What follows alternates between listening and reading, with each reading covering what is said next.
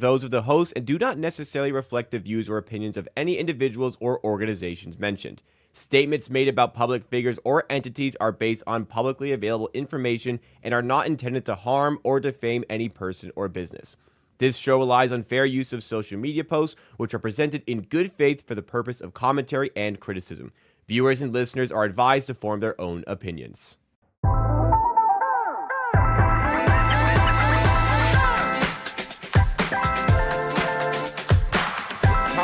Circle back here on the Circles Off channel, which is part of the Hammer Betting Network. This is the show where we cover the latest and greatest that comes from gambling Twitter. The news, the drama, all that great stuff. I'm your host here on Circle Back. My name is Jacob Gramegna. You see me in plenty of places around the Hammer as a creator and producer. Joining me for the Monday show is the CEO of the Hammer and Pro Sports Bettor, Rob Pizzola. In the middle chair, replacing Kirk Evans, we have Director of Marketing at the Hammer, George Tsilfidis. And then in the left chair, we have, of course, Geoff Fienberg. And we had a big week of sports, everybody. Lots going down in the sporting world. 3 Game 7s on the calendar yesterday. My Raptors lose. George's Magic lose. None of our Habs win. Rob, what was your biggest takeaway from everything? Yeah, you know what? Listen, I said it last week. I really enjoyed the first round of both the NBA playoffs and the NHL playoffs. I think there was a lot of drama, a lot of quality games all around. I had a great Saturday. Listen, I fucking hate Boston sports. Hate Boston sports. So anytime I get to root against the Red Sox, Bruins, Patriots, and in this case the Celtics, who blow a 3-1 series lead, after being up 13 points, in a previous game, and could have sealed the deal. That was great, but then the week ends with just like the Habs with one of the most embarrassing Game 7 performances you're ever going to see in your lifetime, and they somehow find a way to win the game. Marty St. Louis doing like the Wolf of Wall Street, beating the chest in the locker room after the game. Literally the first time in the history of the Montreal Canadiens franchise that they didn't have a shot in a period. And it came in Game 7 in a game that they won. And I just have to deal with this as a Leafs fan. And then on top of that, this ends. I flip back over to the Raptors, who just come out of halftime and lay an egg in the third quarter. And it's just not the way I wanted to end the weekend. Certainly, I'm listening to Hammer Daily. Moretto's on this morning, like monumental win, this and that. Like the future is here. They played a pathetic game, had their asses handed to them, and now I got to sit here and pretend like the better team won. But they played a good series. They did. They didn't play great last night, but they had a good series and they won. And I'm enjoying seeing tilted Leaf fans. I knew you would say that because we've had this series with Tampa before. Like we've had these, and we end up on the wrong side of them every time in games where we actually played well in Game 7, and then this fucking happens. I don't want Montreal to win the cup. Yeah, but I like that they're like. Just really, Leaf fans are really feeling it. And I don't want to make this complete Toronto sports talk radio, but the Leafs hired a new GM and brought Matt Sundin back into their front office. And the timing of that announcement was also kind of weird yesterday, right before Raptors Game 7. But I really wish Kirk was in here today, because Kirk worked in minor league hockey before in Kingston Frontenac's analytics. He has some opinions on John Chayka, but I mean, this is another thing. Just as a lead, the Toronto is one of those teams in the NHL. They have unlimited resources off the ice, infinite resources off. You play by a hard salary cap, but the Leafs could hire whoever the fuck they want. I'm not saying John Chayka and Matt Sundin is going to be a bad combo in Toronto. I don't know, but it seems like such an unnecessary risk to bring in a GM who hasn't been in the league for 5 years and basically got blackballed, and bring in a legend of the team in his first front office. It just reeks of desperation. And I guess that's where we're at this point. I'm of two minds. I agree with you. When you are the mecca of hockey and you are the standard bearer of as far as success and financial success, you should have people lined up. The best candidates should want to be here. So I agree with you on that point. Now, here's what I will say, a caveat. The NHL has this weird, like, recycling thing. Yeah.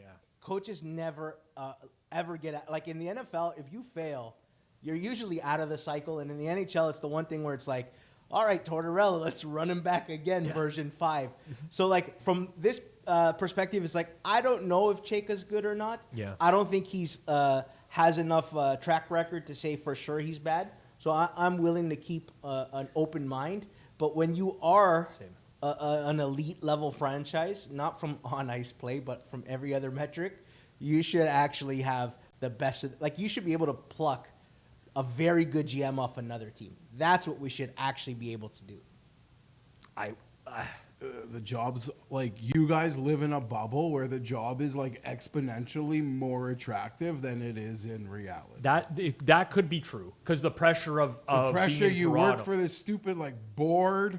You're in this like melting pot, this like pressure cooker where there's a lot of other jobs in the league that come with maybe 89, 93% of the pay, but none of the other stuff. But what about legacy? What about it? If you win, if you are Yeah, the one sure, who it's delivers the good. win, you are cemented. That's fine. A lot of people have done the cost-benefit analysis to say that trade-off isn't worth it. My favorite thing of the weekend, I'm not even an NBA guy, but I love what this triangle of Boston, New York, Philly has done to Twitter. Obviously, this Philly-New York thing, it's so intense. We like it in football. Yeah. It almost makes you wish the Phillies were in the AL East, although you wish that wasn't harder for the Blue Jays. That would suck because it's incredible. And these Boston, New York, Philly, you got to love that. And then they both take a minute out of jabbing each other to, like, chirp the Celtics. Yep. Right? So I'm enjoying that. And I got just one take on the Leaf is, Sundin was like my life. Yeah. I have and Yeah. he hurt me though. 'Cause I have Nordiques, Maple Leafs, All-Star, Sweden, probably another All-Star, St. Pat's. My Sundin jersey collection is whatever. It's all of them. Yeah. And then he wouldn't take a trade at the end. He wouldn't waive his no retired, trade. which is fine. Yep. Earn that right. You don't even want to go. And then the year later, go sign somewhere else. I'm one of these guys when the team's not good. So you know how I think about sport? That effing killed me. Yeah. Okay? And I think there's a lot of people who don't have this like glowing feeling about Sundin. I think he was a wonderful captain and carried some horrible fucking teams. He's a goddamn legend. But this whole thing reeks. And I don't know anything about the data kit analytics, whatever. That's for the smarter people. Yeah. Matt Sundin, Rob, he gave everything to this team, but he removed himself. In the offseason, he disappeared. Jeff, he went to hated- live in Sweden Yeah, that's for what the I last mean. 15 years. Yeah. But that's also another part. When he was a player, he gave it. He knew the responsibilities of being captain in this market and what was expected. In a day when every paper and every radio station sent 4 people there, Yeah. right, to cover this team. Probably at its most pressure cookered point in our life, Yeah. to a certain extent. He handled it with such grace and dignity, but he removed himself. He didn't linger. You never got a soundbite. You didn't see him in Toronto at any point in the summer. He disappeared. Yeah. And when he retired, he disappeared. He is not in hockey. He's never been around. Wendell Clark, I grew up getting pushed in get out of the way, kid, by Johnny Bauer at Maple Leaf Gardens. These legends are always loitering. They're always Sittler's around. still at all these They're games. always, till the day they die. Yeah. He didn't. And he's not attached to the league. So this fucking reeks to me about something I can't put my finger on it. It's PR, isn't it? It's a cover for the shitty hire? The fans are mad. We're probably going to have to do another rebuild. You bring in a legend to for PR. Do we actually think with his made-up title, Sundin's going to have a functional role on the No. Leafs? I need to know one thing. He's an ambassador, Do you think right? he's actually going to live here? No, he's an ambassador with a title. So why is he even included in this? It's also but this is my point, Jeff. Why is he this even is included my broader in this? point. This It's is all so fucking confusing. This is the Leafs. We don't need to reach on. This is like great baseball players invited to like be an assistant coach at spring training level vibes, but they made the announcement with like what is supposed to be a touchstone, huge, either directional move for the franchise. I don't understand why It's PR. being put out in the same press release. It's like when celebrity ownership, the Dolphins are owned by like Serena Williams and all these famous celebrities for like 0.01% of ownership. It's PR. Yeah. I don't think Sundin's going to have a real role. His title's made up.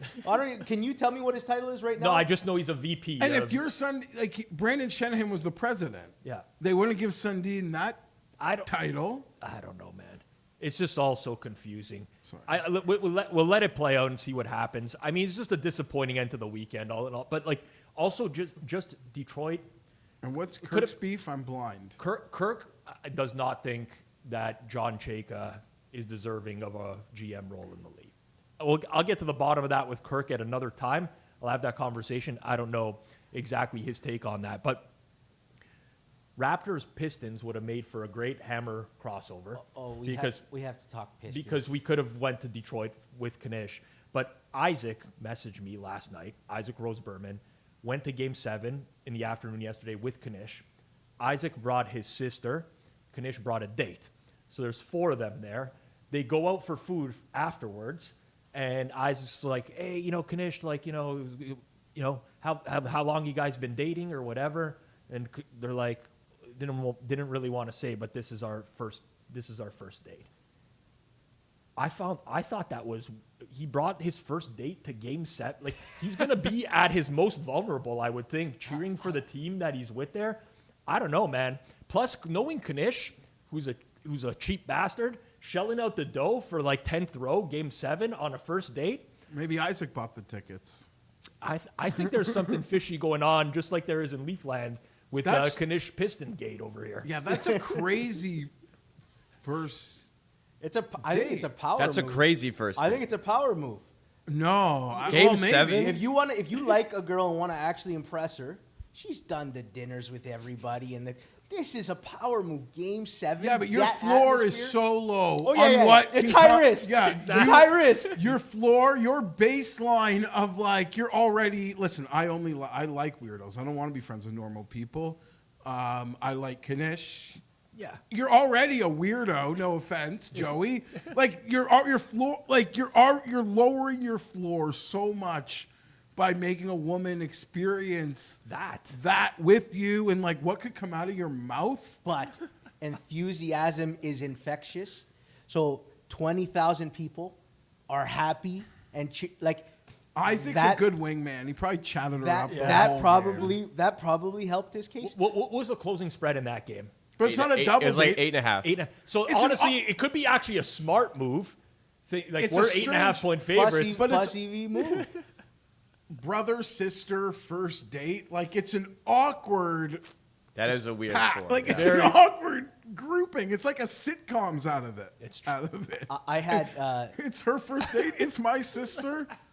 Isaac's sister seems to be pretty fun, cool girl. Goes on a lot of fun trips. Nothing. He shares a lot about. Oh, my sister's here. My sister's there. He does on Twitter.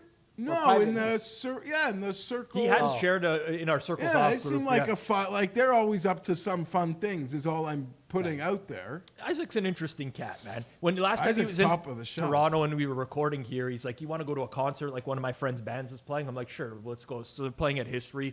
I go see him. I'm like, "Oh, how long you known this guy before?" He's like, "Oh, I met him around Christmas." I'm like, you came all the way to Toronto to watch a buddy that you. He's like, "Yeah, my family went on vacation together. We met this guy's family. We've been friends ever since." I'm like, "I don't know, man. This is just." It was probably a nice vacation place. I'm sure it was. I'm sure it was a nice vacation place. Anyways, I don't know. Did Kanish? Would you have said that without his permission? Oh, 100%. I don't even. What is? I don't this? know. I have no idea. I don't know. What are we doing here? I have to get his permission to say that he went on a date at a basketball game. He doesn't want that shared. Buddy, he works for a content network. What do you think's going to happen? Yeah, Knish shares a lot too. It's he You shares know a how lot quickly of his life. he would sewer me given the opportunity? So the floor is low, but to the other point, the ceiling is high. Hmm. Because Oh. I guess if you get through that together, the highs and a home lows, the run. swings, that'd be like, this woman gets me, or if she, hears what you might have mumbled. So, It's a memorable first date. So there's a good comment here or in the chat from My Bad 33. It says, smart move, letting the date see you the real you on the first date. If she hates it, you don't have to worry about a second date. It's also memorable. You achieve the goal of like having her go home and say, you know what, I've never been on a first We date also like don't that. know. Like, this girl could have been a big Pistons fan. Yeah, Like, but if you're like a big sports fan and your date gets to see you as a sports fan, if she doesn't like that, I mean, that's a lot of my life. yeah, like I Okay. What if it's game 7 and you, like, 15 minutes in are beside someone you do not want to be beside? You, like, Yeah. just No, the I wouldn't have vibes of done the it day. for game I don't know 7. how your day was yesterday, Jacob. I'm sure your fiance was like, we're going to keep the vibes, like, high in the house today. Like, No. Okay, maybe not. My wife. She is like so like blissfully ignorant of what's going on with the Raptors. Okay, I don't know. I'm just saying, like, you're like, okay, good vibes today. Good vibes, good thoughts. Then you're in this position where you got to glad hand someone. I know. I don't know. That It seems wouldn't so- be for me. It wouldn't be for me. Yeah. But No, I see also, what I've you're saying. I experienced see what the you're lows saying. of Game 7s before, many a low, and like I don't want anyone around me at that point. Like, you got to finish the night afterwards. That's an afternoon game. Like, you're going out for dinner. Yeah. Imagine they lose and you got to go for dinner afterwards. All right, I actually have a real question for you. Going to a game's one thing. When was the first time your wife experienced you sweating a bet? Because that's like a next level. That's a next level I experience. dated my wife in high school. She bailed me out of an $800 debt. She's seen the lowest of the lows. Okay. Yeah. Yeah. So she's seen it. Yeah. What about you, Jeff? Jeff? I mean, there were a few, but like I don't know the first, but like Dustin Johnson 3-putted at the end of Chambers Bay. My wife got home from a cottage. Like, you could have done a chalk outline. Like, I was dead. Yeah. So I Jeff doesn't even want to relive that. but my wife's been there to pick me up after some Nate Kading misses. Like, my glasses are broken in the driveway. She's like, she sees something happen there. Classic.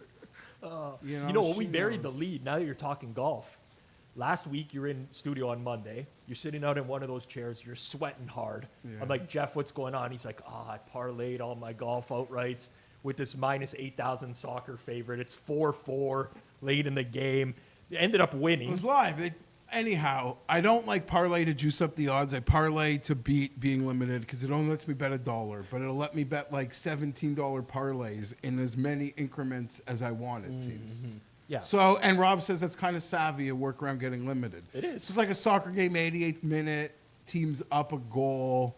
Like, that's the shit I'm looking for. Like, I guess I bet a game, the other team tied it, and then the other team scored again. So I got bailed out, and those were Cam Young tickets. They were Cam Young tickets. He had a bigger sweat Yeah. on the other leg of the minus 8,000 than Cam Young was like wire to wire this Sweat-free week. Sunday with the 5-shot cushion. I always sweat, though. Yeah, it's true. I You never know. I'm never not. You never know what's going to happen. Did you guys bet the Derby? I used to. Now I just don't want to punt anymore. I punt on Formula One races. I bet Ferrari every race. I don't know why. Buddy, I'm like a are glutton. you bet poor? Leclerc- I'm a glutton for punishment, and like their first pit stop, 3.5 second pit stop. I'm like, why do I do this? Yeah. But yeah, no, I don't do the Derby anymore. It's not the most exciting 2 minutes in sports. I hate that tag. You know what the most exciting 2 minutes of sports is? It's the first 2 minutes of NFL Sunday, when all the games are starting and you have all this action and you don't know where to focus, and everything's just flooding. Most exciting 2 minutes in sports. Yes, the witching hour is very exciting. Yes. But those first 2 minutes Yeah. of like 7 games happening at once, and you have no grasp or feel of where the game is. That's usually I'm ripping a joint outside while the TV's on in the background, and I'm listening to, and I'm just hacking really quickly because there's always like one of those 8 games something negatively impacts me Yeah, really there's a quickly. kick You're like, return, holy yeah. fuck, the other team's Yeah. already in the red zone. How Yeah. did this happen? Witching Yeah. hour just feels more than 2 minutes. Like, Yeah, I yeah, don't it's know. not I a think 2 I minute. actually got to, I'm not going to fight them on it. Highest ratings ever, I think, on NBC this week for this race. But I Why? don't know. They just did a really good job of building it up, I think, this year. Maybe I think Taylor Swift and Dave Portnoy played a bit of a role there too. I think Portnoy, hold on a second. There's like 30,000 people watch that show on FS1. Okay, Taylor Swift and and the like, Swifties. and they can't. They I'm can't not move the saying it needle won't on- work long term, but they should have just made like a digital deal because those. I can't buy the correlation to Yeah. record Okay, TV so- numbers when those shows. So we had an increase in Swifties. Is that what it is? I don't 'Cause know. This didn't feel like anything abnormally special no. about this derby. I didn't You even watch it asked- live for you the first asked, time though, in if forever. there was Yes, a- me neither. This I is the was- first I- time. I said I'm going golfing. There's no one on the course today. I'm gonna have the course to myself. Yeah, I'd rather do that. I didn't bet it. I didn't feel compelled to bet it, and yet it was the most watched this year. So for me, I guess it's just like if I'm bored and if I'm watching. Example, Friday night, I got nothing. I bet that Oaks race maybe like 3 minutes before it started. Messaged Jay. I think he gave me Whale Capper's pick. Yeah. I forget it. I forget the horse's name, but it won. Yeah. 550. Great hit. Saturday night. Did it pay what you thought it was going to pay? I didn't really know what it Okay. was supposed to pay. Because people are freaking out again about the computer assisted wagering stuff, which honestly, it does. Like there's this tweet. Jacob pulled up this tweet. But I guess I just want to say I didn't even bet the Derby. I was out for dinner. I'm not watching. I don't know anything. But if I'm like home, bored, the house is calm. The Oaks race wasn't till like 8:45 Yeah. on Friday. Friday night, yeah. I just right time, right place. Could have lost a few bucks as a DGen. Ended up winning. I don't know what's going on with me. I usually love Derby Day, like the whole thing about it. But And are then, you sitting there like researching? no, but I'm asking everyone who they're betting, and then like, I don't know. There's not really a real savvy process to what I end up betting on, other than it's just what I feel in the moment. In the past, this is how stupid it gets with the Derby. I would watch the horses come out, and my wife, who used to be a veterinarian, Yeah, that's I would just get her reaction to them walking out. And she'd be like, oh, the hind legs on this one or whatever. And then, I'd look at the odds. I'd be like, I don't know, Diana, 40-1. I don't think this is this. She's like, no, I'm telling you, whatever, just to make it fun. I didn't do that this year, but I do kind of regret the race. You were out. If you were home, you were watching. Yeah. I also I thought to myself, like I got to a point, it was like 1 o'clock in the afternoon. I'm like, I'm just going to waste the whole day. Like if I'm here right now, I'm going to spend the next 6 hours at my desk just rotting away. I got to do something else. And I did. But this odd stuff, like people People are mad because it changes, right? well, this is like a minute before post, and it looks like the odds on, what is it, TDO Elvis or whatever it was, to Elvis, are 12-1, and then ends up winning, and it pays out 5-1. Because you have CAW, computer-assisted wagering, so all these syndicates are betting into the pools absolute last minute, like in the last 30 seconds, You causing... get the number? What? Yeah, they're basically waiting till last possible second because they know they can get the bets in on time, and it completely changes the But price. why are of they the- waiting? Because it's parimutuel, so like they know the exact odds they're betting into at that time. Oh.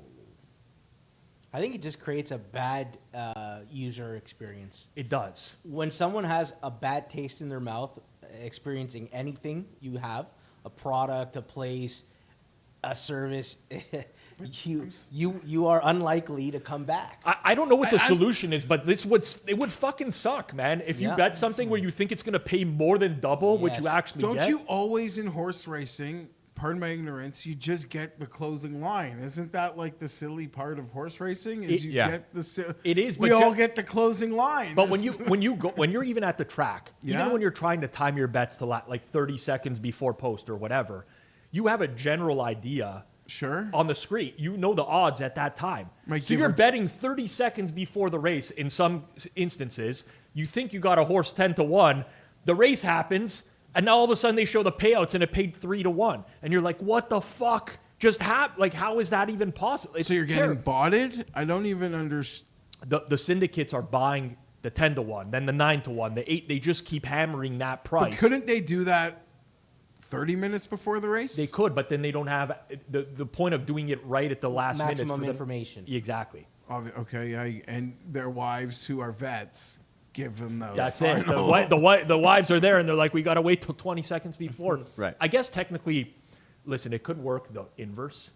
You could bet a horse at 10-1 that wins. It's never worked. I've never had that experience. I don't think people are complaining about that, but I don't know what the solution is to that, but I got to say it is a real problem. Like, it does. It's happening more and more and more now, and like the one time it happens to you, it's going to completely turn you off of the sport. But I wish I watched. Is this only happening on like the biggest races or like at the small tracks? People are Like, it's complaining all- about it everywhere. Think about what kind of liquidity would move it. Here's another thing. Like, let's just say locally, Woodbine, but there's all sorts of other tracks that are running races midweek and on the weekends. There's not a lot of liquidity on those races that goes into the pool. What the syndicates are betting last minute could dwarf the amount of money that's come in the last half hour by everyone else. So I think it's pretty rampant right now. I don't know. I actually might do a circles. We have never really done like a true horse racing episode. We had Dennis Montoro once on. He's like a professional bettor, but specializes in horse racing. Other than that, never really talked about this subject, but they got to find a solution to that. All right. Let's move on with the show. We'll get into our first topic today. Before we do, if you're enjoying so far, please make sure you've hit the like button and consider subscribing to the channel. If you have an opinion on anything that we discuss along the way on the show today, then make sure you comment something down below and keep the conversation going. We always check every comment every week, and we reply to a bunch. But this one comes from John Schwepp, who said, just a reminder, sportsbooks absolutely screw their customers. And it was a quote tweet on the odds for the Spurs and the Timberwolves in their second round NBA playoff series, where the Spurs are minus 3,000, the Timberwolves are plus 1,300. He says $3,000 to win 100 or 100 to win 1,300. That's a $1,700 difference. That's their take, LOL. He got a lot of replies. People telling him that that's not how it works. That's not how the math is done here. He doubled down. He says, I bet fairly frequently on sports. Maybe using a dollar figure here is sloppy, but minus 3,000 implies a 97% likelihood, and plus 1,300 implies a 7% likelihood. The gap is the vig for the sportsbook, right? And then there were comments, and they tripled down. Hilarious to me how many bookie bros are in here simping for the books. Hey, go bet on Spurs minus 2,200. Put it in a parlay. Have fun. Michael Plishka wrote in hashtag circle back. Thank you for sending that in. There was another one here from Dustin Gooker, the guy we talk about a lot who just completely shits on prediction markets all the time. He says, do we think 1,000 people like this because they think it's true? This tweet is like watching a car crash, which, kind of right. And then Book Crusher replied with hashtag circle back as well. So I looked at the implied probabilities on this. It's less than 4% for this market, which is very good for something that you're betting on with a recreational sportsbook especially. Like minus 110 on each side is 4.5%. So this is actually quite good, I thought. Rob, what's your take on it? Yeah, obviously fair prices. Listen, I don't. Jacob described the way that you would actually calculate the VIG on this market, which is take both prices, convert them to a probability, and then subtract 100%. So they add up to 104%, minus 100, 4% hold. Honestly, like Jacob said, pretty fair across what we see across the industry nowadays. What you wouldn't do is say, well, it takes 3,000 to win 100 here, and 100 wins 1,300. There's a $1,700 gap. That's what the sports books take is on that. That's absolutely incorrect. And here's what makes these types of tweets go viral is the absolute inability for someone who's not a subject matter expert to just say, you know what? I didn't know. Thank you for clarifying. But instead, we get the double down, the triple down. Now, apparently, if you teach this guy how to do proper calculation, you're a sportsbook simp. That's there's no like. It's okay, people. It's okay if you make a comment about something you don't understand, and you get corrected by people who do understand. It's fine to be like, you know what, I got it wrong. My bad. I'll be a little bit more careful going forwards. But every one of these that goes viral turns out to be the guy just refusing to admit that they don't know what they're doing. I don't understand why this is still a thing in 2020. Like, what is the harm in saying, I don't know? I don't get it. But one of many viral tweets we've seen in the past where someone screwed up some sports betting terminology, but to come out and be like, yeah, I'm getting attacked by the simps. It's a joke. Horrible way to handle a situation. This is such a phenomenon where, so sports betting is now becoming a thing mainstream. So everyone has an opinion on it, even if they don't understand. This is like when we got into COVID, everybody suddenly was an expert on epidemiology. and when wars happen in the Middle East, everyone is an expert on geopolitics. It's true. Things with that are very complex, and you actually have to understand the subject matter. Now we're just getting the experience of it as people in the sports betting space are like, oh man, a bunch of people who have no idea what they're talking about have such a strong opinion, and that's what's happening. To Dustin Gooker's point, I actually use I do gotta say, I strongly believe it's Gauker. Gauker. That's the way it was pronounced when he was on with Flupp and Henry on Novik. I've always thought it was that way. I just kind of enjoy when Jacob says Gooker, so I don't correct him, but I believe it's Gauker. I've asked so much for someone to correct me on this, by the way. I also want to say something. Nobody says anything. A like is not an endorsement of the tweet. I actually use the like button as a bookmark. So I will like a bunch of stuff and then go back and... Why don't you just use the bookmark it? function? Because the bookmark didn't exist before the like button. So now you're into this routine. I'm just into this routine now. And now, someone who worked in news media, I've liked some controversial stuff, only for the purpose of going back and seeing, okay, is this worth discussion at a later time? So maybe somebody might have ever seen that and said, is he endorsing this kind of insanity? But the like button is not an endorsement. So that era of Twitter where you would see George has liked this tweet in the... Yes. That was a thing. Yeah. I like tweets, even if I think they're horrible, I'll still like them because if I laughed at them or engaged with them, even if I think you're an idiot and wrong, I could still hook you a like. And sometimes I get off on you feeling vindicated via that like that's not at all related. I didn't see the conversation going in this direction, but while we're here, I use the like as I've read it. If I've read that's it, crazy. I like it. That way, when I'm going through all the replies to tweets afterwards, I already know what I've seen. It's like a visual. So I like everything. Anything, or just if you're in a tweet if you want to be a part of or keep up with a thread. Yeah, so sometimes I had a couple There's threads no way yesterday you where I like every tweet you read. if I read it, I like it instantaneously. It's the way I don't even think it's unconscious behavior now that happens because your brain, you think that's a more efficient way. Yes, it's an efficiency thing. So now when I go back and I check this thread, man, 3 hours later, you could sort by recent, but Twitter sorts by most relevant by and every time Twitter I've tried to flip it, it flips back. It's a shame. So I just now, if I've read it, I like it. That's my cue to be like, I've seen this already. I don't need to go, because sometimes I'll comment and So I also use it as say I make an initial tweet and people are replying. Sometimes the reply is good and you want to respond. And then sometimes when you have nothing to say to that, I just throw a like thanks for... Yeah, thanks for interacting. It's like my thumbs up. Yeah. So I wonder if I've misled a lot of people over the years as well, where they're like, oh, Pizzola must agree with me because he liked it. An endorsement. Pizzola always agrees with me. Oh my God. People, if you're wrong, if you don't have any subject matter expertise in something, it's fine to formulate an opinion. But when it comes down to facts, pure facts of how a whole, there's no interpretation there. I'm not comparing these things like a pro bettor to a doctor or like a dentist or even like your mechanic. But we've seen it before with people who've had like the ability to actually think, oh, I'm wrong. These guys do know more as it pertains to sports betting. There are a lot of people who don't even realize like that you can know more about sports betting. Yeah.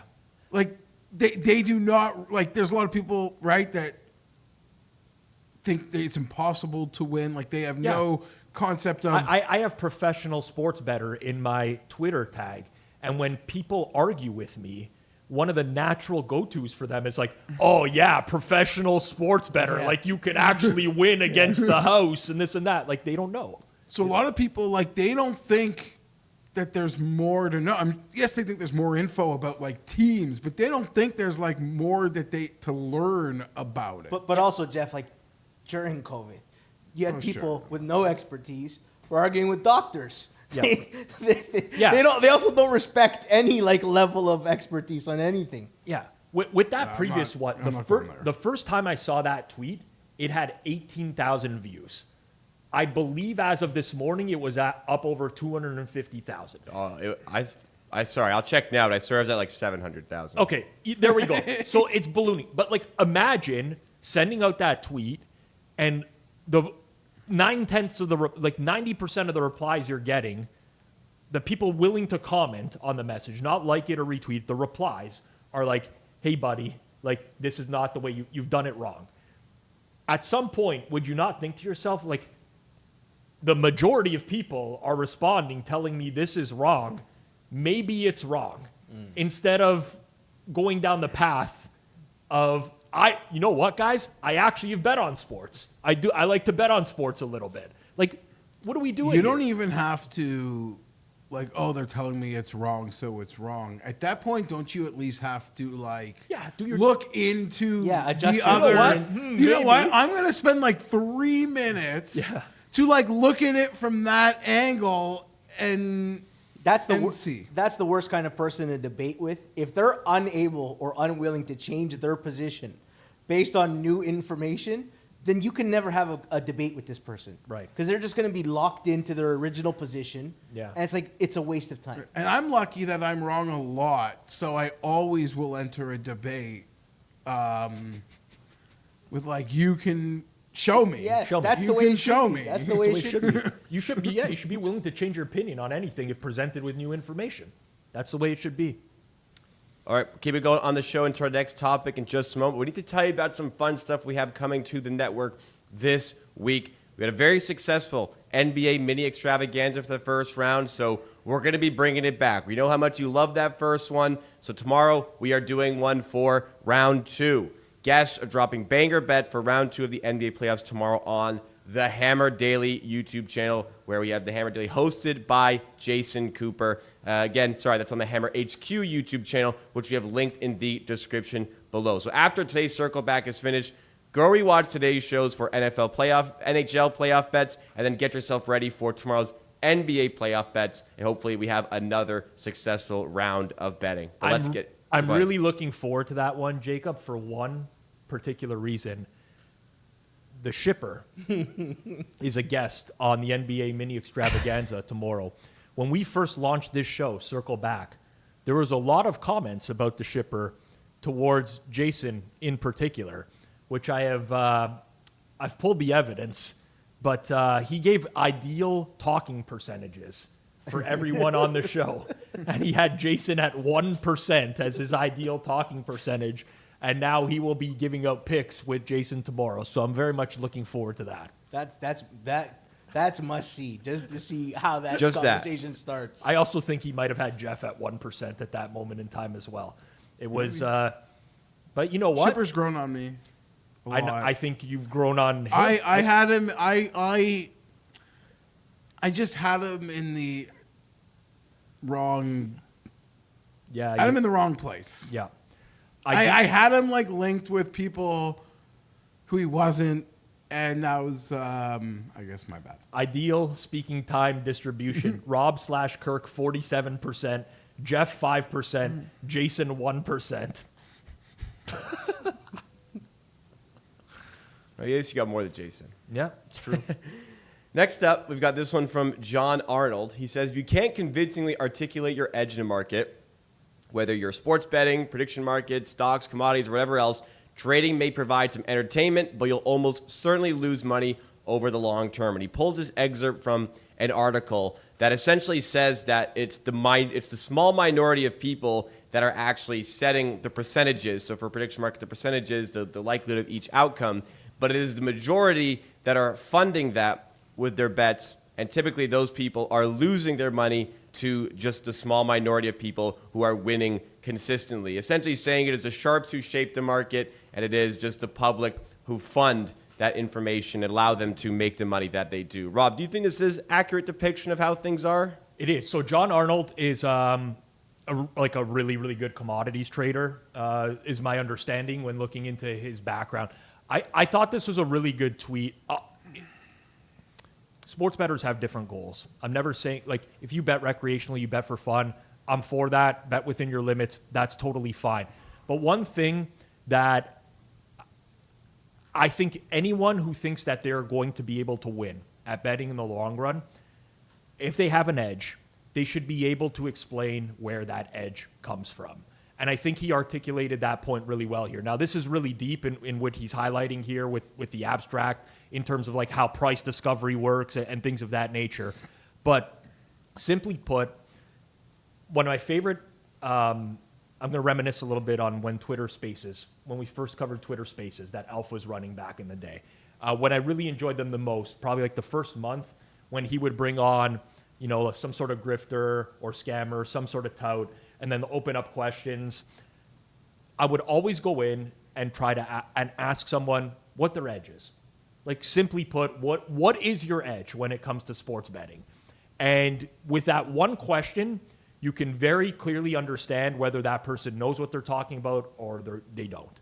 Like, when I said it to Amanda Vance and she's like, well, I go to I've been to the Stanley Cup Finals. Have you been to the Stanley Cup Finals? I'm like, great. Now I know for sure where you stand. I already knew, but, an edge is not, I work hard. I spend a lot of time in the lab. I put 6 to 8 hours into this every day. That's great. That doesn't mean an edge is something that you could truly exploit in the long run. So her other edge was when players are playing their ex teams. Oh, yes. The old revenge angle edge, right? That was another. But so many people, they just can't answer that question. You put them on the spot. They can't answer how they get an edge. It could be as simple as, you know what? I have an odds screen, shows me 20 different books in real time. I go and I pick off the numbers that are off market. That is an edge. Plain and simple. If you can remember, because I interrupted you, you're about to start another point. I'm trying to think of other. There was other examples there. It's that simple though. If you have an edge in something, you should.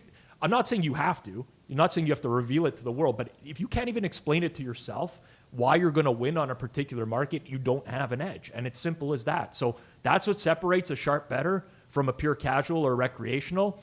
And I thought this was a really well put point by John Arnold. It's a good point, and maybe this is where like the sophisticated and the sophisticated square comes out in me.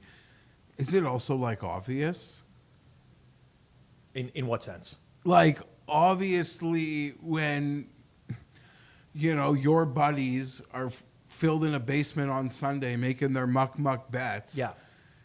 That is what allows the books to A, make a profit, and B, pay you guys out. Sure. And you guys, and I don't mean this derogatory, y'all like sometimes have a knip shit when you see like, I don't want to say, we all like hate seeing fraud, but seeing this dub club or all that nonsense and these people, and it drives you guys nuts. I don't think you're actually upset that it's happening. You just don't want to see it. Because you know it's happening. It has to happen, right? Like, you're just annoyed that you see it more than annoyed that it's happening. Now, I understand you don't want people being, getting gambling problems. Yeah. But you're very much aware that has to exist for the pro sports bettor to do what he does. Sure. It's a good point. It's not the way my brain operates, but you're right in that I think like 99% of sharp bettors would think in that way. For me, because I started at that point and then like eventually graduated to winning, it does really bother me. It like brings back bad memories almost. You know what I'm getting at? But you do bring up, but it's not just sports betting, Geoff. It's like, Christmas last year, I'm getting together with my sister, some of her friends. There's a conversation going on in the corner about all these guys who are just like giving crypto, different, I'll call them shit coins, right? You got to buy, XVC or whatever. Like this one's going to pump. And I'm just sitting there. I'm like, why? What, like what about this?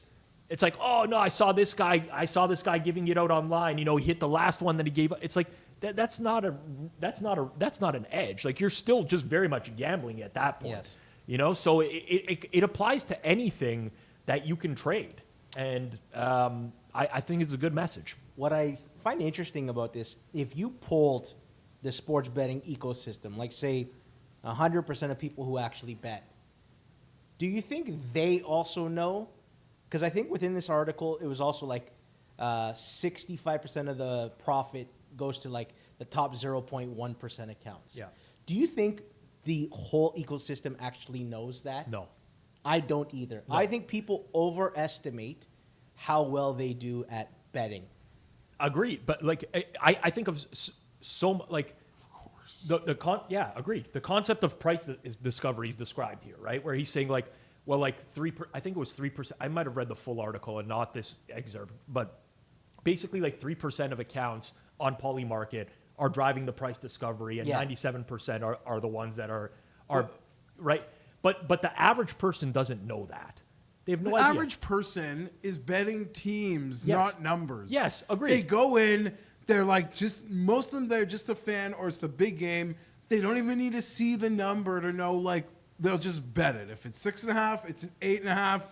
I'm betting X tonight. The day of, or an hour before kickoff. And like in a lot of cases, it's just recreation and healthy and just a different way of spending your evening and your money. And in other cases, it's very problematic and people have got the dark passenger. So, Agreed. But most people, everyone... No, you get together with people, they're betting teams, not numbers. Yeah. But they also perpetuate the same like myths that have been consistent from the beginning of time. Like sports books trying to balance the action 50-50. Reverse line movement. All that stuff, just enough people say it. I mean, it's such a great myth. My uncle told me that like when I was 14. Like it made perfect sense. Minus 110. They eat if I get juice. 50% on this side, they're like just working the middle. They can move a little off. I'm like of course that's how they do it. They're bookmakers. They're balancing the books. Yeah, it's funny, man. But it's well presented by seems like a pretty damn sharp guy. Okay, next topic. We're going to questions about verification in sports books and if it has gone too far, with this one from Greyhound Man at Value Dogs, who says, I've seen it all now. Selfie outside my house holding a piece of paper with the date on and my passport. So it's sportsbook here. I guess it's BallyBet. BallyBet, yeah. And they have, please send us the following items. A photographic ID, such as a passport or driving license, in the form of a selfie showing you holding this document. This image was also contain today's date written on a piece of paper, and we will require the photo to be taken outside your house, showing your house number or name in the image. That along with your typical utility bill or bank statement dated in the last 3 months, which I think we've seen before, but a little bit crazy. Do you think we've got a little bit too far, Geoff, with verification steps? So far, and I have casuals that would normally price shop that they're like done. Like they're just done. Yeah. Like, betting is not like 6 cents on a line, like a half point is not ever worth that to them. Now, they're not pros, but that's how they look at it. I see this and like, you want a fucking stool sample? Yeah, it's true. Like, where else we going? It is fucking ridiculous now. I had not seen this before, where you actually have to take a picture outside of your house with the house number in the back. Let's call it out for what it is, okay? This is not a security measure. This is a deterrent. This is a deterrent to multi-accounting, is what this is. So it's it's people out there. But think about why this happens in the first place. Like, why this all happens from the beginning is the limiting. Yeah. The lack of ability to take a bet. If you don't want to if I deposit into your sports book, I bet 10 bets, and now all of a sudden I'm limited, well, guess what? There's a good chance I'm going to go try to open up another account at this book. If there were some fair limits in place, this wouldn't happen to the degree that it happens, but this is not a security measure. There's no reason to ever ask for this level of detail. It's a deterrent. They're hoping at some point people say, well, you know what? It's just so fucking hard to even get money out of BallyBet at this point. Like, I'm not going to do it. But they are eliminating the minnows. But they'll also, for every big fish, marlin they take out, their gallons of little bettors are also done with them. That you assume they've done the cost benefit analysis, but they're turning away the other end of the spectrum too with this. The funny part is to get your money in. A lot easier than getting your money out. So you create a bad experience. It's like, if I had to jump through hoops to get my money out, then I'm just not going to bet at your place anymore. This is for recreational bettors. It's stuff like this that makes me understand why prediction markets and exchanges are on the uprise, and a lot of the traditional sports books are in piss right now. Well, it's also not a fair fight. And these PMs, they've figured a loophole, especially. Oh no, I'm not suggesting that as well, but like you don't really have this experience on PMs or exchange. Like it's a great, Geoff. I mean, a real life example. Within the last couple weeks, I made 3 PayPal withdrawals from a sports book in a 2-day span, and that account got completely shut down, and I have to provide additional documentation, including a transaction history of my PayPal. Yes. To the sports book. Like, at some point, first of all, this should not be allowed, right? From a regulatory perspective, this is so invasive. Another thing I will say transparently out loud, all right? I may or may not have other times bet on different accounts using other phones. Let's call it out for what it is at some point or another. But it is getting to the point now where you get a burner phone, you got an account at 2 or 3 different sports books on a brand new phone number, and you're getting text messages to that number now from they're giving away the information. They're giving your information to other casino brands and poker brands. And now you want me to provide a passport and a picture of my house and it's fucking absurd. The levels that you have to go to get your money out in regulated spots right now. And I blame the regulator more than the sports book, but the sports book has to acknowledge that this is just fucking stupid at this point. Stupid. It's insane. One of the biggest problems I had was there was a sharp book that used to be offshore that got legalized here. And I had bet with them for years. And the process of trying to get confirmed after, when they became legal, like I was sent, and I didn't have this was a few years ago, I didn't have a job. Like, this is what I was doing. So it's like, there's no guaranteed income stream. They asked for bank statements. Then they were questioning these wires. Mm-hmm. What are these wires? I'm like, you know what they were saying, George? This is nuts. They were saying, this guy, George, source of income remains unknown, just like Diggs was saying back in the day. Maybe he worked for them. Maybe he was working for them. I know exactly what you're talking about. I originally deposited into that book using Bitcoin. Yeah. Now they went regulated, and they're like, we're going to need proof of funds. Yeah, it was proof of funds? Yeah. I got this Bitcoin because somebody sent it to me because he owed me money. Yeah. Proof of funds?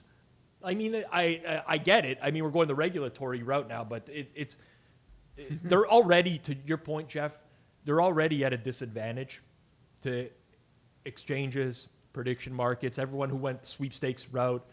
the books are at a disadvantage.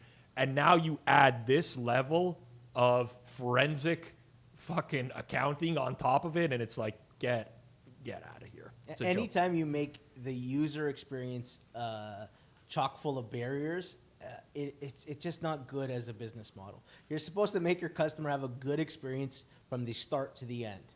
And anytime that there's a bad experience, a delay, a stumbling block, you're going to lose customers in the long term. Yeah.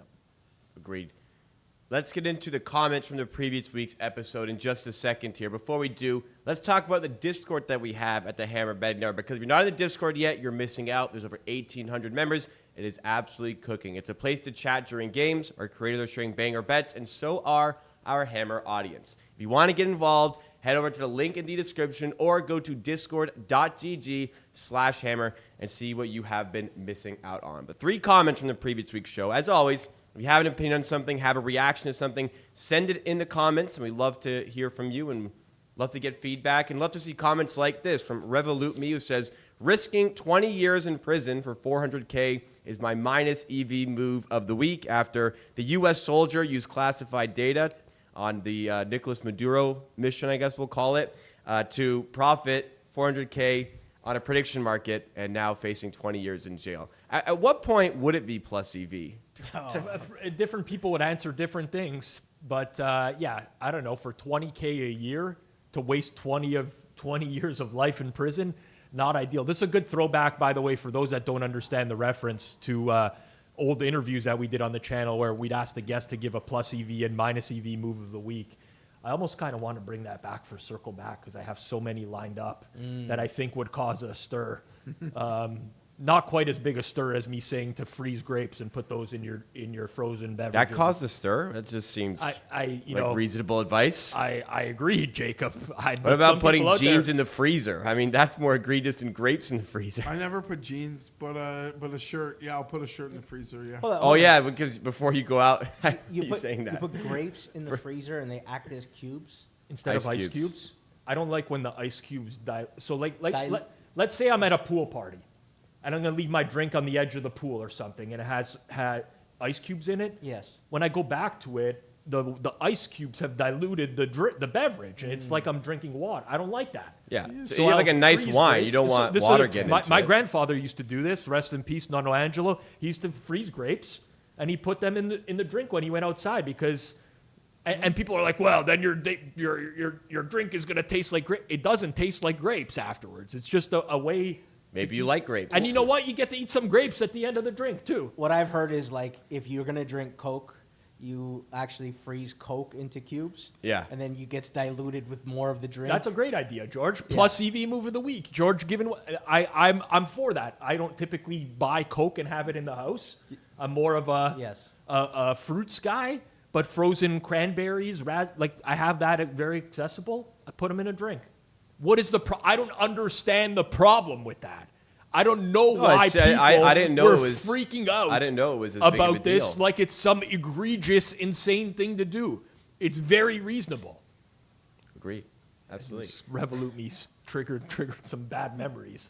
We'll skip it. Speaking of the former shows that we used to do and just the naming of things, I've had a lot of these comments recently, so I kind of wanted to address it here for everyone. David Liberatore says, what do the terms circles off and circle back mean? Thanks. Okay, Rob, you describe why the channel is called Circles Off. Yeah, so in the early going, first of all, I wanted something creative. It originally wasn't called Circles Off. What was it originally called? At odds. Thank you, Jason, back there. It was called So you went completely generic at odds to like something creative. At Odds with Rob and Johnny. So it was like two guys against each other. Yeah, betting, and you guys are. But then, like, from an SEO perspective, I'm like, there's about 1 million things out there that are at odds. This is not the space you want to compete in. So I wanted to do something unique. And we were partnering with Pinnacle at the time. And it's not unique to Pinnacle. This used to be a big thing in the offshore space. Bet Online was another book that did it. But they had red circles next to every game in the morning. And as soon as those circles disappeared, that means the limits went up on the game to full limits. So that's why we called it Circles Off. It was just like kind of a creative name. And we built the brand around it. I never felt any reason to change it. And then with Circle Back, we were just doing like a playoff of circles at that point, right? Yeah, I mean, so when I came up with the name, I was just thinking like I wanted it to be kind of in line with Circles Off, and then you circle back to the biggest topics of the week. yes. So I thought it was a perfect name. It just for clarity, officially it is Circle Back. Unlike Mr. Peanut Butter tier rankings where he calls it Circles Back. The guy's only been on the show for a year now. That's amazing. You know, circle. How is it so hard? Like there's so many people who cannot grasp that it's circle back. Because they've heard Circles Off for so long, so I get it. It took But me that's like, not a term. it Circle probably took back me like is its 4 own months term. into the show. I made the mistake when I first started with the hammer about a year ago, and Jacob got really rattled.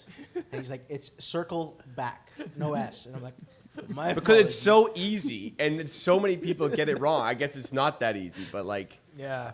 I guess if we had Circle Off instead of Circles Well, Off. circles back is technically like the plural, like he circles back. yeah, but circle back is an actual term that people use every day. But George is saying like, yeah, he circles back. Yeah, I get it. It's not the end of the world one way or another, but it does trigger me like you, Jacob. I'm an attention to detail guy. Especially a guy who's on the show every week. Yeah, think he would have I tell fucking you, figured Jacob it out only had by to tell now. me once, and then it stuck. I'm like, okay, I get it. So you get sniped at.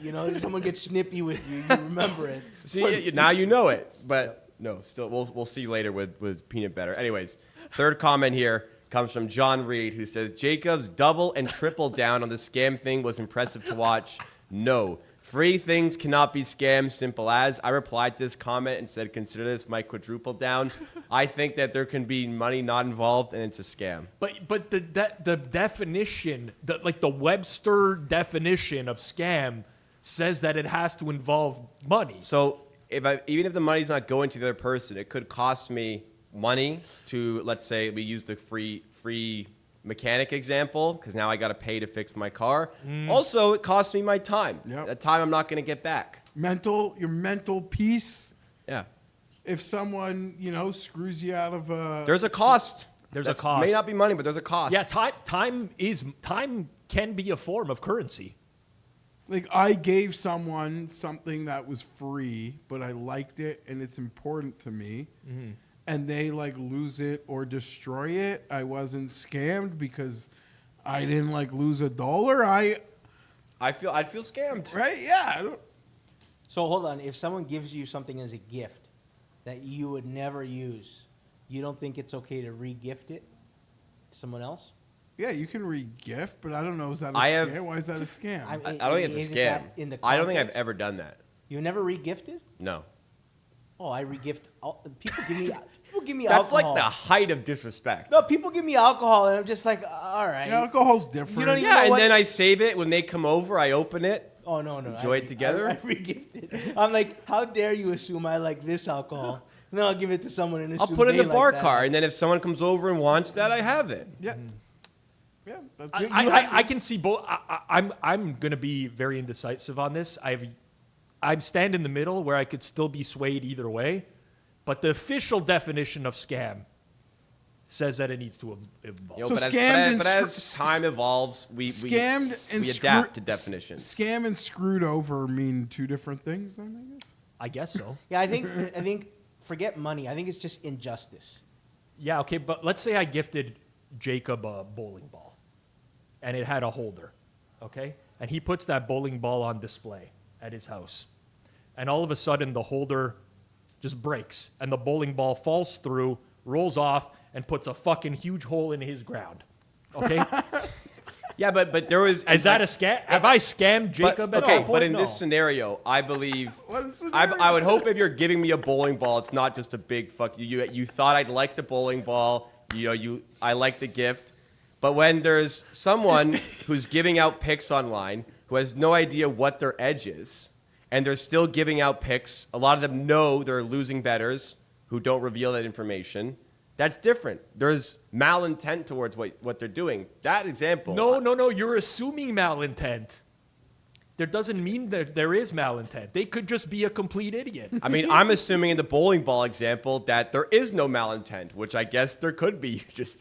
Yeah, I guess there Big could be. fuck you. I knew it have a was bowling ball you- now. You knew it was a faulty case. The fact that you had to like work that hard to get You're playing that mental analogy gymnastics right kind now, of man. proves like whatever opposite point you were trying to make. If that's where you had to go to like find an example. I don't even know what point I was trying to make. Me neither. Other than that The example regifting just thing popped into isn't my even head. this doesn't even make sense to what I'm arguing. We're talking about scams. We're talking about this Yeah. starts from touts who give out picks for free. Are they scamming their customers? I think yes.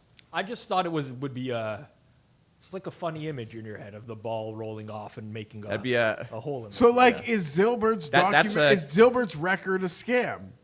yes. But he's not selling anything, and nobody takes him And seriously. the picks are always free. I guess in that Well, case, no, people aren't he's tailing. selling credibility. Busy. He's the least credible person on the internet. He thinks, But he's thinks it- attempting to. He thinks it makes him credible. He thinks his. I had his this record- argument with someone yesterday with Jordan the Alexander. least credible. No, he was just. I posted a thread on Twitter about how like I'm getting all this AI outreach nowadays. Like, oh, this guy should come on your show. Like, I you get the same thing to my Accountant email, Rob. turned It's pro fucking better, and awful. he's like up $6,800 in the last 14 weeks. I keep getting these over and over. No, And was it 14 weeks or 14 days? whatever, 14 days, and then I got a response being like, "Well, you've had like Zilbert on your network before, so you can't really talk about that." I'm like, man, we're not going to do this again. We're not going to do this. You know? I guess Spanky's up against that now too with Bet Bash because you let Zilbert in once, people who don't understand like Yeah. the purpose of maybe like the comedic relief Yeah. aspect of Well, it. he did host Like, if the you want- marquee seminar right before the Hall of Fame dinner. There were people who went to that GRP and Zilbert seminar who had no idea who they were. Were Well, thinking, that- so oh, they great, felt- did they get NFL scammed? futures. Did they get Did scammed? they get scammed? Did they get Did scammed? They shoulda Spanky- known. Did Spanky scam the people that went to Bet Bash? They thought they were getting a You know what? breakdown I on think how to there's bet a case futures. they got scammed. You know what? Well, I'll give you a in that direct out- line to Spanky later. Jacob, you could give him a call and let him know that you think he Okay, scammed. I don't think he scammed them. Obviously we know why Spanky does that. There's a lot going on. If people want sort of like a different, But like, but was he supposed but I to feel do? like it's also the responsibility of the event to let people. yeah, but how do you know. do that? What would you do? Do you put like a label on the side? Asterisk. Yeah, like Oh, this one, I don't. The you following know, seminar may be satire. but then you're absolutely disrespecting the people who are taking the time to run the seminar as well. Oh man, I can't believe. Can you imagine a person who goes first year and thinks they're gonna get like how to beat the futures market? NFL futures, GRP with MLB no fucking pad. totals. Anyone complain to Spanky, like an unsuspecting person, be like, "Dude, I paid for this. This is what I got." I would have paid to see that. Someone walk out of that seminar, go right to Spanky, and be like, "I paid for this." Like That is the customer service we need Kirk to represent. You We ever, need Kirk on Bet. do you ever watch Customer service. Sunday Conversations with Presley from Barstool? Sometimes, yeah. Okay, some of the best interviews are the ones who don't realize that it's a Oh, it's a gag yeah, interview. yeah. That's some of the magic. Well, that's what like made Ali G so good. Exactly. Yes. Yeah, there's about like the Exactly. Eric Andre show. The people who don't know that it's Yeah. a satirical interview and think it's a serious thing. Yeah, I completely understand that. All right, enough on this. Let's get into the tier list that we've talked about, courtesy of Peanut Bettor of the Friday Show. So he made 2 tier lists that involve everyone from the Circle Back group chat that we have on Telegram for like, you know, running the show and sharing topics and just chatting, whatever. So the first one is his official tier list on how fast everyone from Circle's back is. If you disagree, you don't know ball. And he also made one on the official tier list of how good everyone at Circle's back, I fucking put an S again, would be at an escape room. So let's start with the fast one. Contention for fastest, we have Jason and Isaac. We have ran a 4.97 40-yard dash one time, but many said he had even better game speed. Natural athlete put himself. He put potentially faster than me, even if not as good of an athlete overall. And he put Kirk, Kanish, and Storm. Then he put me, wore knee brace while playing on golf course, which is fair. Then he put getting slow vibes from them for Rob, Porter, and China. Then he put only fast in his cool Spider-Man Jordans, like a child showing you his light-up shoes for flup. And then he put over 35 and wore knee braces while on golf course. He put you, Geoff. So unfortunately, you're at the bottom. How do we feel? I think it's tough but fair. And I also think my knee brace gives me a bad rep. I think, honestly, like, you should be more insulted than me. Like, I've had a full patella rupture, multiple surgeries. Even if I was healthy, I should be last, so I can't even get out of the blocks. I think you would probably perform for sure better than your I'm ranking. absolutely faster than Mike. It's not even a discussion. There's Mike, no as shot. in peanut butter? Yeah, I would think you are too. there's no shot. I would guess. I've met every single one of these people in person as well. I do feel insulted by being put in the same group as China and Porter. I'm pretty certain I would dust You both got of your them. long stride. Yeah, like I'm not an endurance runner, but in 100 meters at my age, I mean, I used to run short. Well, is it 100? Is it 40-yard dash? Yeah. This is important context here. What's the length of is this measuring He just just top says, listen speed? how fast everyone. So if it's top you- speed. It's not even. Yeah, that's like Top 40 speed. yard. That's like a 100-meter dash. So maybe Rob. Yeah, well, because Rob's a long 100 strider. meters Yeah. and 40-yard dash. Like 100 meters, you do need a bit of stamina. Like I think people, obviously, peak athletes are fine, but if you're just like regular person, you can't just turn up and sprint 100 meters very effectively. I think fast is just like top speed, right? Like how quick you can get to. No, like what doesn't matter how long it takes you to get to your top what you speed, can reach as your. but whatever your top speed is. Yeah, I'm interested is- in this. I think we should. I do agree that Jason is probably favored. No matter Isaac Isaac has a very similar body type to me, which is a typical sprinter body Not type. nearly as tall as you. He's pretty close to my height. Oh. He's about 6 He's feet. tall. Is he taller than you? Is he? I don't know. He's roughly the same dimensions, I would say. He does have and youth. younger. He has youth. And he's youth. So and he played tennis growing up. Oh, Like yeah. you have to be agile. and you burst. But when I think of Isaac, I think of such a big fucking nerd. You know, like that I can't picture him running fast. You know what I'm getting at? Do you No, not see that? I see. When I think of Isaac, I think he's like sleeper good at a lot of things. Like Yeah. sleeper weirdly connected. I'm doing random concerts in foreign cities of guys I just met. Same thing with like sleeper athlete build. I also am me and Kanish kind of were chatting with each other about doing. I will dust Kanish as well. I'm gonna go on the record with that. I don't want to like ruin any fun, but I swear my algorithm once like kept feeding me these videos of it's like just middle-aged people who are like a race with something that happened at work. We're like in the lunchroom now we're racing, and it's just this compilation video of like Injuries. Yeah. injuries, and Torn you see it knees. from like people filming from the starting line. You see the knees like buckle, and there's a lot of people around our age, Rob, probably haven't given her 110% in a long time. That's what I'm saying. You They can't just go roll up and and they run 100 think that- meters. Yeah, there's. It is a great point. That is a really good. So like I play basketball pickup on Tuesday nights. So you're reaching 100% at times. But at times, but you're mostly not at going. But when you push it, like you're cutting to the basket and trying to beat a defender or something, like every now and then you feel something where you're like, ooh, I don't know that I want to do that I'm again. like 3 away from Like a a total. quick like little pop in the quad or something. You're like, I don't know. So that's a good point. We're fucking old, man. We need to do, we have thought about it. Someone in the chat mentioned it. My bad mentioned the chat. We've thought about doing a hammer combine before. It hasn't materialized yet, but I'd be worried about it. we do want to execute it one True day. story, and I will share it. Years ago, when the hammer was first forming, it was like when we were still kind of a part of BetStamp. We did BetStamp 100 meter in the street outside of our office and recorded it with cameras at the start line and finish line. And Johnny lost a photo finish to a guy in the office named Liam. Really, really close. Like tiny, but everyone agreed. But everyone agreed. We came in. Johnny lost. Inside, producer Zach pulled up the footage. We were reviewing the footage.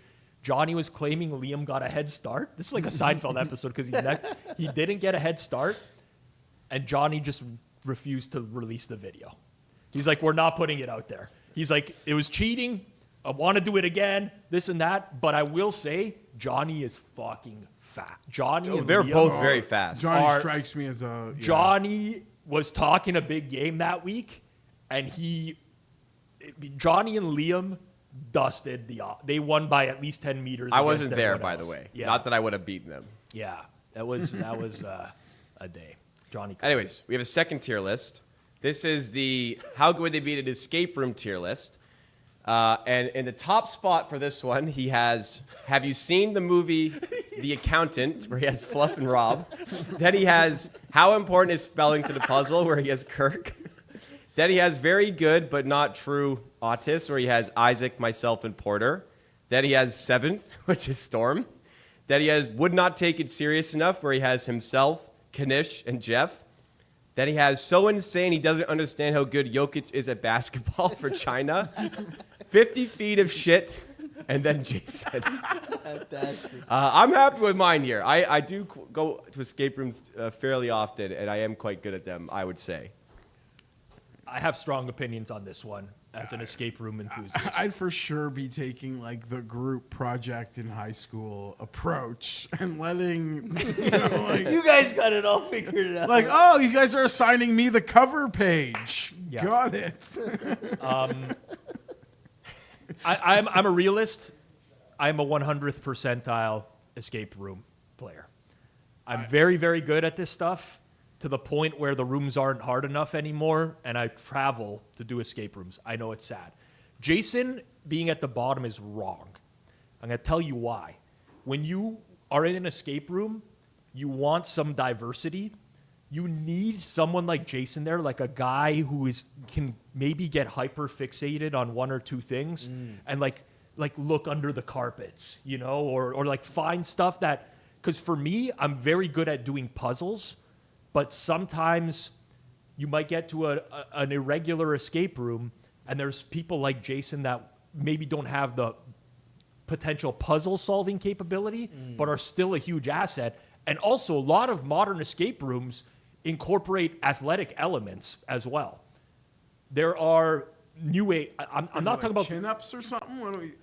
Oldest 10 years ago when escape rooms started popping up, everything was like find the key, put the key in, directional keypads, unlock a codes. combination. Yeah. Modern escape rooms are not like that. So oftentimes there will be elements that are like a real escape.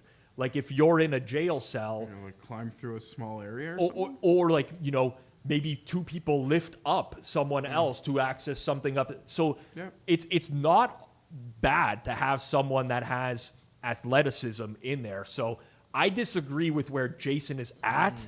Probably maybe 20 feet of shit would have been more appropriate than 50 feet of shit. Rob, pick your ideal escape room foursome from this tier list.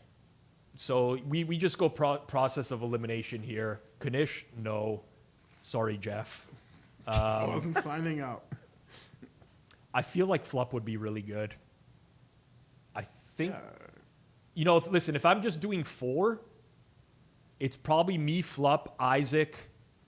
Why not Kirk? I don't know. Well, it depends if spelling's involved. I don't know about Kirk. Because this isn't just like intelligence. This is like visually. Yeah. It's a different skill set. Like, a detective, how he's supposed to see what's something that's abnormal. I'm not a visual attention to detail guy. Yes. So it's not just straight intelligence. My smartest friend that I have is the last person I ever want to do an escape room with. And this is Kirk. I'd say this to you directly to your face. Kirk is the kind of guy that once he's dug in, he's dug in. You know what you're talking about before? Yeah. Like, you're not going to debate Kirk and change his What are you mind. talking about? Like, was Sheldon Cooper here? I'm just saying that, like, you need an open-mindedness because there's a huge teamwork component. I've never worked with Kirk in anything betting before. But I he don't works know. on teams. He's like part of an operation, so obviously he's The worst thing that can happen in an escape room is one person says, we got to do this, and the other person says, no, we got to do this, and there's no conflict You resolution. can't have two alphas. You need one alpha and that's and why then Jason's the unique perfect skill guy to I'll bring Jason. Jason's coming in with us. So you, Isaac, Flop, and Jason? Yeah. I mean, that's just a bad look on Peanut, who put him... No. You need different Yeah, it's a bad look on Peanut's tier lists. I mean, Peanut's another guy. I've had arguments with Peanut Bettor in the chat before. I want to murder myself. You think I'm going to want to do an escape room with this guy? Imagine being in an escape room where I'm like, Okay. oh, we got to go in this direction. Who's the one guy you wouldn't want? To me, China's the one you don't want in this situation. Because China can be absolutely rattling, and he can get dug in. He could rattle you to your core for sure. Yeah, like the frustration level could go through the roof if China's in there. No, Kanish would be the last person I would want on this list. Yeah, I think Kanish's basement here. Yeah. I mean, he's the last person I'd want in many things in life. Because remember, you're locked in a room for up to an hour with these people too. Yeah. It's a teamwork competition, essentially. Puzzle solving with teamwork. Like, who you get along with, who can you trust to contribute and like not overwhelm the rest of the group. You need a specific mix. But I would need a task. Like, I couldn't solve anything. It'd be like, there's like this huge jar of M&Ms that have to be like separated by color. Yeah. Like, I'm just saying, like, I'm not gonna help you with the math. You know what? We're going to see if we could do some escape rooms this summer and let them I would film. be so bad. Jeff doesn't want the footage. If It'd I be was- like Johnny. We can't release the footage. The footage can't be released. No, I don't care. Yeah. I wouldn't know, because the thing with Johnny is like he talked about being the best or being the fastest, so when that didn't happen, Right. Yeah. that's why I didn't like the footage. I'd go into it like, even if I was bad, I could still exceed my very low expectations. I wonder what tier list will be next. I don't want to even make suggestions. I would just like them to happen organic. I don't even I'd know like how to you see, like- fucking came up with these I'd like to ideas. see like a fight to the death tier list, like Yeah. How about like or a survival end of the world survival. I would zombie be low in apocalypse. this one, but like I'd just be curious where he thinks like best home cooks at Circle Back. Yeah. Best wingman. That'd be a good one another too. good one. That's a real. Now good we're one. doing Now ideas. that's a good Because Isaac one. apparently is a great wingman. Oh, best guy to road trip with to worst. Like that'd be. Oh yeah, road We're trip. like That would be it. worst driver at the Hammer. China will be running that content for months. All right. China would be like the passenger driver. He'd be telling you all the things you're doing wrong. Best Oh my husbands. God! You need China the car just so you can back into a spot and he fucking misses it. All right, guys, let's get to the chopping block on today's show. Before we do, let's hear about prediction data once again. If you're a bettor building your own models and you're not watching Kalshi and the rest of the market in one unified feed, you're probably missing edges. Prediction data aggregates and normalizes data from Kalshi, major prediction markets, and sportsbooks into a single API built for backtesting and live trading. You get live prices and historical data in one clean schema with no data engineering headache. If you want a trial key, you'll need to book a quick demo. Click the link in the description or scan the QR code to get your trial key. And we'll get into the chopping block here. We have a few things to go through on the chopping block for today's show. We'll start off with this one from Tim Elliott, MMA fighter, who showcases his DMs after losing a fight and the type of stick that he gets in the DMs, as I'm sure many athletes do. What can be done about this? Because there really is an epidemic. I don't know what can be done. This is the nut low of like human behavior. Yes. Of just like messaging an athlete after they lose or whatever. And this is the one thing that really bothers me about modern day betting culture is like no one has any accountability for themselves. But I read some of this stuff. It's honestly pathetic. And I don't know what can be done because I think almost these social platforms want it in some way or another. It's kind of weird. Even in like doing content, there's people will give criticism that's warranted, and sometimes you can take it constructively. Like, okay, I didn't realize Yeah. I was doing that incorrectly, but some is just like pure mean spirited, anything like ad hominem attacks, just you are a garbage human being. Truly. Kirk had the best suggestion ever. It's as like the technology gets better, and as our personal data gets more exploited by both the apps and the sports books, that like your account is just banned. Unfortunately, I don't think the sports books would want to play along because you're probably just a loser degen who never wins. Yeah. Next up on chopping block, we have a little back and forth from Kirk Evans and Peanut Bettor. So Eddie at Walls_Edwards said, unpopular opinion that will likely ruffle some feathers. The zigzag theory in the NBA is lazy as hell and doesn't even make sense. So Kirk says, my unpopular opinion is that you should never tweet a take that can easily be bet on. You can bet unlimited against zigzag being real. So then Peanut Bettor replied with one of Kirk's tweets from a year ago, where he said, I hated the entire reactions tweet. Thinking you have an edge on a market in a specific, quite unique time doesn't equate to, oh, you should be a billionaire. Just because you got bullied by internet doesn't mean you shouldn't post what you think. And Kirk said, did you have this ready to go? You found that very fast. And Peanut Butter said, if you stay ready, you ain't got to get ready. I mean, just the perfect 1 year later, almost to the day, the perfect response. It's actually so good. It was like when you guys got me on the show. You know, Right? Saying the NFL's unwatchable. And you just got to be there and be like, yeah, you know what? Fuck, it's there. What am I going to say to that? How did he get that so quick, though? For real, though. He must have maybe just remembered it. Maybe just remember he But said it's like one thing to bookmark these things and store them, but to You know don't want that guy in your escape room? he's got. That's- He's He's adaptable. Yeah, He's yeah. adaptable. Yeah, this, come on. Honestly, he's going up the list. That's some serious. I think my experience playing craps with Peanut Bettor may have altered my viewpoint of him just as in life, and I'm not saying good or bad. It's just changed what I thought of him as a character.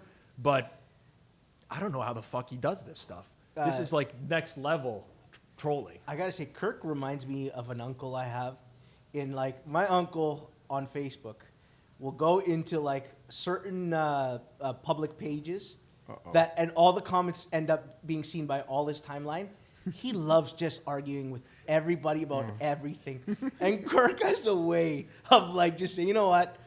Today's been slow. I'm just gonna start 3 arguments on Twitter Kirk, today. this is the most crazy. This is the craziest thing Kirk ever said. Before he gets on a flight, he'll post an egregious take on Twitter, and then he'll go on the flight and allow all the replies to Hold come on. in, so when he lands, he can start replying to everything. That's the I- craziest Shipper- fucking thing he ever Shipper said. said it at the end of your episode with him. I actually think I've subconsciously done that. I actually You don't trigger think, people just so you have something to do later? Yeah. No, you were about to be in this, in this thing flying in the sky for 3 hours. I'm about to like get on Twitter. Those thumbs are going to be moving. I got time to kill. The last thing I want to do is show up at my destination and have to argue with people online. No, then you're like aware, like you're not going forever. You have to like, I'm going to drop it, although we all get in too deep at times. I actually think it's a great strategy, especially say the plane doesn't have, a screen on the back of the seat. If I get on a plane, there's no screen on the back of the seat. I might engage in the craziest fashion before we take off. I back both of them. I think it's not a crazy take. I get like disagree 3 with Jason negative Jacob. replies on a tweet, and I mute conversation instantaneously because I just don't even want to. I know that I'm going to engage for way too long. But Kirk's take here is also like betting culture the bad.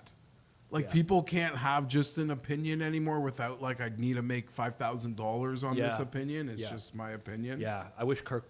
No offense, George, but if Kirk was here, I would have liked to roast him to his face. Yes. I'm like anti-Kirk. I'm like, I'm just not going to reply, and I don't want confrontation. All right, last one, and we'll be quick here. At Poonslayer12 said, I'm retiring. He had a 2-leg parlay on Aaron Judge and Cal Raleigh to hit a laser in their game. A laser is a home run, and FanDuel has this market where they hit a laser. It's a home run where the exit velocity exceeds 110 plus miles per hour, not exceeds. So it needs to exceed 109.9. Aaron Judge hit a laser. Cal Raleigh's home run clocked in at 109.9 miles per hour exit velocity, and he lost the bet by 0.1 miles per hour. That is losing by the hook right there. Like real That's losing by the hook. That's the hook. I didn't even know this was a market. I honestly, when Isaac, You know that was a market? I did, and I'll tell you something. I actually think this is so brilliant by FanDuel. Like, what's next? Is it NFL? Is it going to be anytime touchdown score, but like 20-yard plus touchdowns? 20 plus yards. At significant odds. This is a great market. oh my god, I can't wait for I that. cannot This is a great market, and like this is a new market. There's probably some edges there. Baseball's not my thing, but in the NFL, I think there's an opportunity. It'd probably be tough to whoever price. came up with it. Like weather edges could be something to do with the pitcher that aren't accounted for because it's just not looked as much. Limits are probably lower, but Me Yeah. too. When I saw this, I said, I need stuff like creativity like this in the NFL markets because that is interesting. I wonder if China would consider this a bad beat. No. No, it's just another day. There have been way actual worse beats, I would think. stuff like this happens every week. yeah, it happens every week. 109. 216 to 1. 109.9 miles per hour exit velocity. If he might get off that stance at some point, it will not be for this one. No, not for this one. Absolutely So not. it will be for something ridiculously not a bad beat. China That's literally recorded with me last year at Bet Bash a Something very video. common. China recorded a segment where he talked about the biggest bad beat of his life. And I think he had 2 examples. Less than a year ago, he recorded this. Anyways, that's going to do it for us today on Circle Back. Thank you so much for tuning in. Hit the like on your way out. Subscribe for more content just like it. We have some very fun content coming up this week. We brought in Plus TV Analytics into this studio, and there's stuff coming out. Our first video with him is dropping on Wednesday. Stay tuned for more. We will, of course, see you again next time.